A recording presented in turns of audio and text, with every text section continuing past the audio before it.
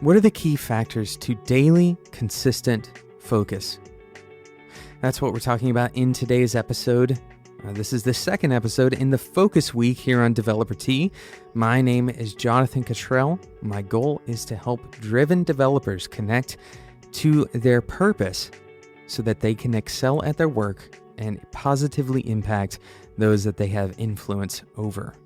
What does that mean? That means that when you go into work or when you start your work from your home office, anytime that you engage the world in a way that is producing value, that's really what I mean by work. I don't necessarily mean your job. Maybe your work goes well beyond your job. Maybe some of your work is in open source and you don't get paid for it at all. But when you're providing value to the world, my intention is to help you maximize that value. Maximizing that value not only for your own personal monetary gain, but for the positive impacts on humanity. So that's the whole point of this show.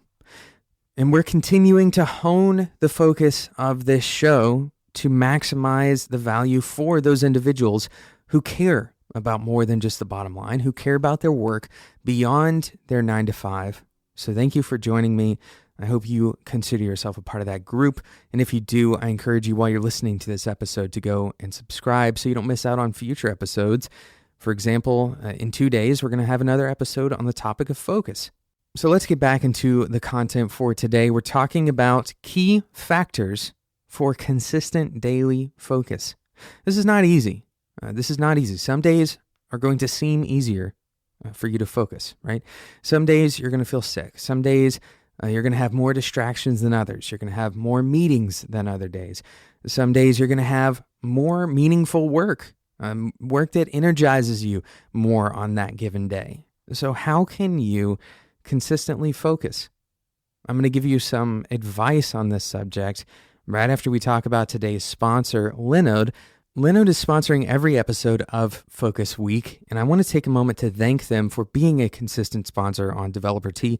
This has created the freedom for me to continue developing content that benefits the people who listen to the show. So thank you to Linode for sponsoring developers. It's not just sponsoring me, but sponsoring developers so that we can continue to have these good conversations about things like focus. So what can you get out of Linode? Why does Linode matter to you? If you are a developer and you don't have a server, you don't have a online available server for you to put pretty much any project you want to on, then you have the most to gain from Linode. There's so much that you learn about networking, about launching something to the public. There's so much that you can learn about, managing a server, about what it means to have latency between you and that server, for example. There's so many things that you will learn by having a server and interacting with it. So if it's just for that reason, I recommend you go and check out Linode. They have a $5 a month plan. This is cheaper than pretty much any other monthly service you use, like Netflix, for example. And you're going to get way more value out of this as it relates to your career. So go and check it out, spec.fm/Linode. That gets you a 1 gigabyte of RAM plan. You can actually launch your own personal website on that kind of plan, for example. But beyond this 1 gigabyte of RAM plan, Linode also offers 2 gigabytes of RAM per month for $10. You can even go up to 16 or more gigabytes of RAM, they're high memory plans, for $60 a month and up. Go and check out what Linode has to offer. Once again, they provide everything on an hourly basis, so you're not going to pay for what you don't use. Spec.fm/Linode, make sure you use the code DeveloperT2017. That'll get you $20 worth of credit. If you remember that $5 a month server, that's 4 months of a server essentially for free. Spec.fm/Linode and use the code DeveloperT2017. Thanks again to Linode for sponsoring today's episode and this week of Developer Tea. So how do we create our lives in a way that ensures that we're focusing? How can we design our lives so that we're focusing consistently? There's a few things to note, and I'm going to go through 3 separate pieces of advice that I have for you today. But There's a few things to note about focus. Focus isn't just something that you turn on and off, as we discussed in that last episode. Focus is something that you can actively participate in, but that you also very often involuntarily shift. And the factors that decide whether or not you will shift are still kind of up in the air. There's still a lot of research that has yet to be done in this area. But one thing is certain: there are ways to structure your life, but also to practice so that you can refine your ability to focus. And that's what we're going to be talking about today. So the first thing that I want to talk about is, how do you focus when the work is boring? How do you focus when you're doing something that's mundane? Unfortunately, this is something that's going to happen to you a lot. And the problem is, if you can't stay focused on the mundane task, then guess what? That mundane task is going to take longer, right? It's ultimately going to expand into a much more painful endeavor. And the mundane task is probably something that you don't want to be doing. And ultimately, it's not keeping your attention. You're not actively engaged with it. And so it's basically impossible that you're going to achieve flow state. And this is the place where your brain is really kind of tuned for focus. This flow state concept, we talked a little bit about it on the show. I recommend you do a little bit of Google research on flow state, what it means and how to achieve it. But effectively, if something isn't really challenging, then you're not going to achieve flow state, and that focus is going to be interrupted. So how do we approach this problem? Well, one way is to actually manufacture interest, right? Manufacture interest in this thing that is not really particularly interesting. And so how do you manufacture interest? Well, you give yourself a challenge.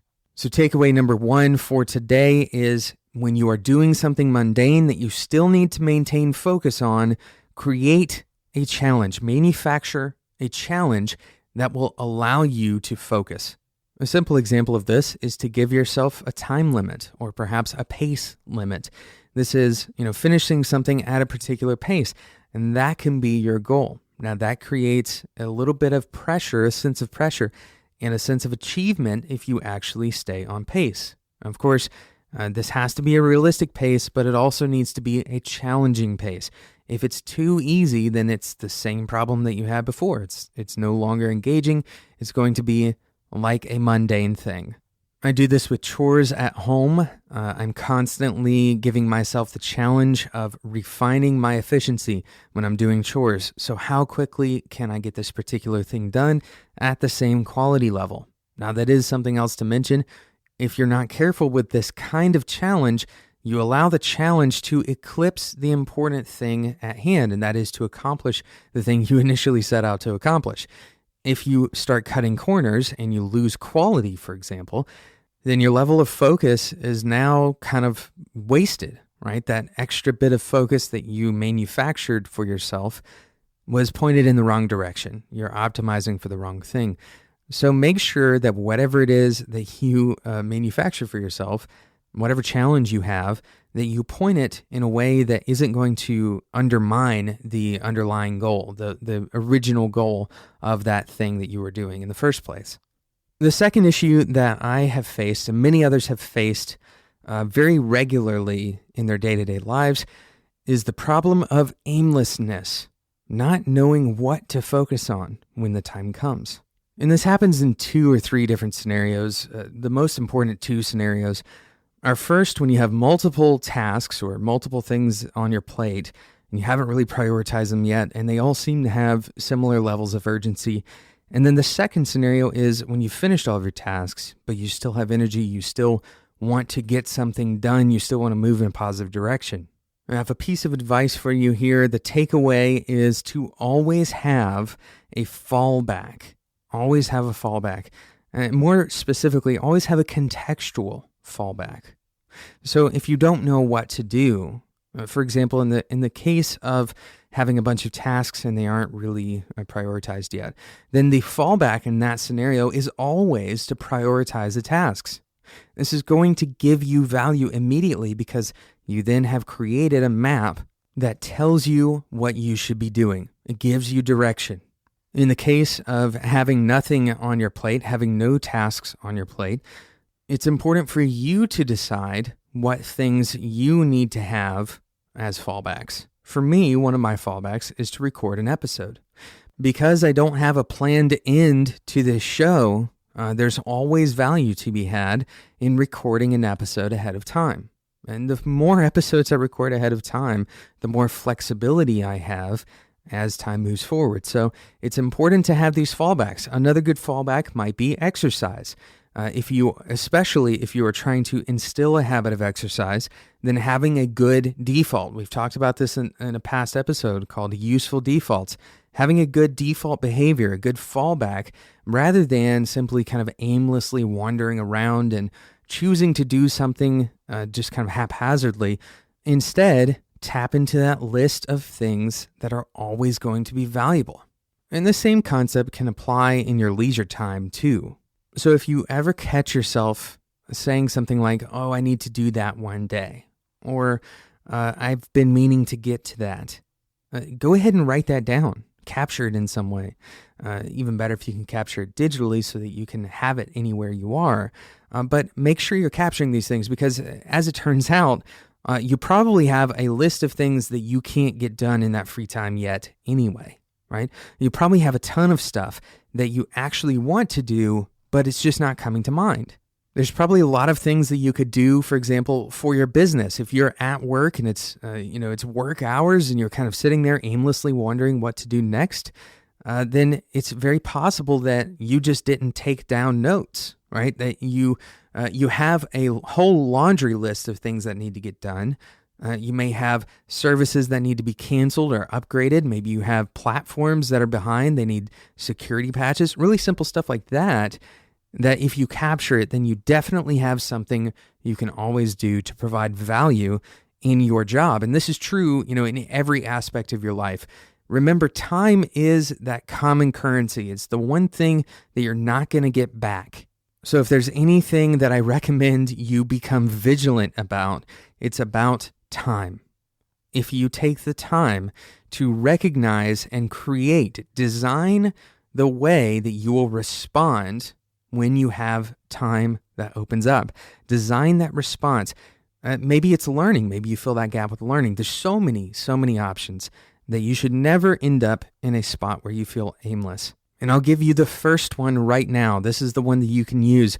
Create the list of things that you're going to use as fallbacks. That's your very first value-generating default fallback. When you have nothing else to do and you still have energy, that's the next thing you should do. Create that list of things that you can absolutely tap into. And I mentioned earlier contextual fallbacks, right? Contextual fallbacks. This means that sometimes there's stuff that you can only do at home. Sometimes there's stuff that you can only do at work. Sometimes there's stuff that you can only do when you're out running errands. And this is important to recognize because if you only have fallbacks that apply at home and you're still at work or vice versa, then you're going to end up still wasting that time. So make sure you create this list of fallback behaviors, contextual fallback behaviors. And as a reference, you may want to check out the Get Things Done methods. These are ways of getting all of that information out of your head, making sure that context is applied, that prioritization is applied. This is a really important thing that you can do that's going to kind of give you that mental freedom and focus. So we've covered two things that kind of address when you seem to not be able to focus, right? The first one is having mundane tasks for things that you don't really want to focus on and creating a sense of focus for yourself. And just as a bonus note, I didn't mention it earlier when we were talking about the first one and creating focus, but one way to help this, one way to actually kind of supercharge that effort is to remind yourself how that smaller piece fits into the bigger whole, right? How does it actually kind of contribute to the bigger goals that you have? Because there are certainly tasks that you will take on because we have a lot of inefficiencies that we still deal with, especially in programming. Those tasks are necessary and they ultimately kind of support those larger goals that you have. So make sure that as you're going through that process of manufacturing a way to focus, that you also remind yourself why this thing is important in the first place. And if you can't figure out why it's important, then it's possible that it's not important, right? It's possible that you can offload that you can outsource it, or you can give it to another person who it is important to. So that was the first piece of advice. The second piece of advice was to make sure that you always have a default fallback, more specifically, a contextual default fallback. And this is having ways to create value that are always available to you, always having the opportunity to create value.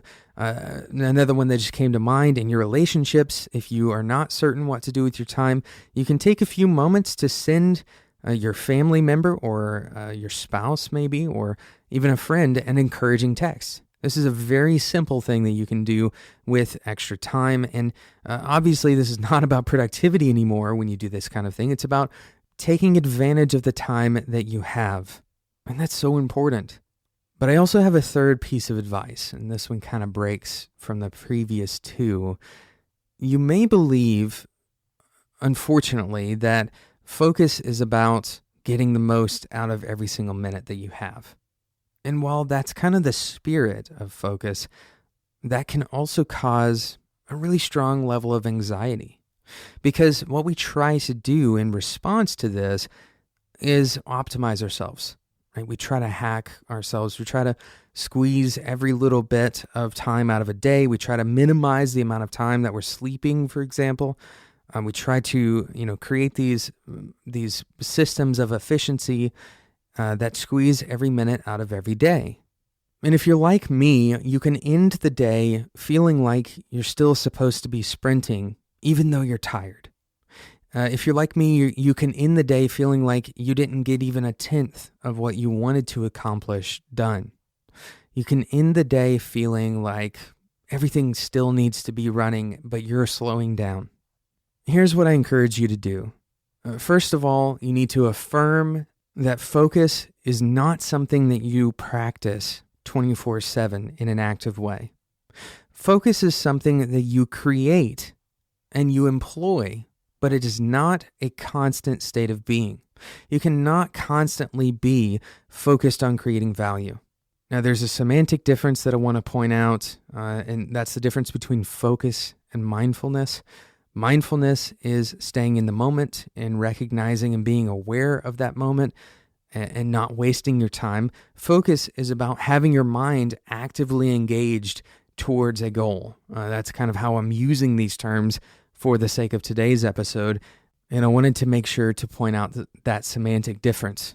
You see, focus is something that takes energy. It takes a lot of intention. And if you run yourself totally ragged, then you're going to end up feeling totally ragged. You're not going to be able to maintain that level of focus and that level of urgency 24/7. You're going to have a mental breakdown most likely, right? It's not going to end well is the point. And so what I recommend that you do is at the end of each day, and perhaps even at the beginning of each day, allow yourself this kind of shutdown mode. It's a way of kind of emptying out your mind. Write down all of the things that you feel are kind of weighing on your shoulders, right?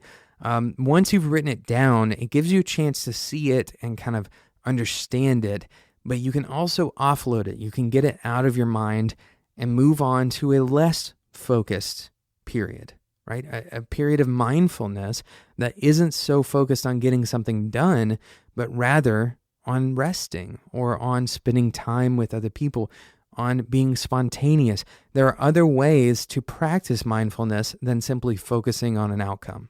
So the practical advice and kind of your homework for today's episode is to write down those things, those default modes where you have that energy and you have the ability to focus towards an outcome. Write down those default contextual responses for each of those contexts that you have. For me, I have work and I have home and I have the gym. These are different contexts. Sometimes I even consider morning a different context from night, different types of activities that fit inside of those. Go and write those down. That's going to help you immensely. And then I also want you to take time today to stop focusing on outcomes and instead just be mindful. Spend some time resting. Give your brain a chance to revive and recuperate from the heavy lifting that you did earlier in the day. Thank you so much for listening to today's episode of Developer Tea. Thank you to Linode for sponsoring this week of Developer Tea. You can get $20 of credit by using the code DeveloperT2017. Head over to spec.fm/Linode. Once again, if you consider yourself to be a driven developer, these are developers who care not only about tech, but how that tech affects people. You care not only about how good your code is, but why your code should be good. You care not only about how much you get paid, but what you get paid to do. These are things that kind of define driven developers. And if you're a part of that group, first of all, thank you so much for choosing to spend your time listening to this show. And secondly, I invite you to continue listening, and the best way to make sure you don't miss out on future episodes is to subscribe in whatever podcasting app you use. Thank you so much for listening, and until next time, enjoy your tea.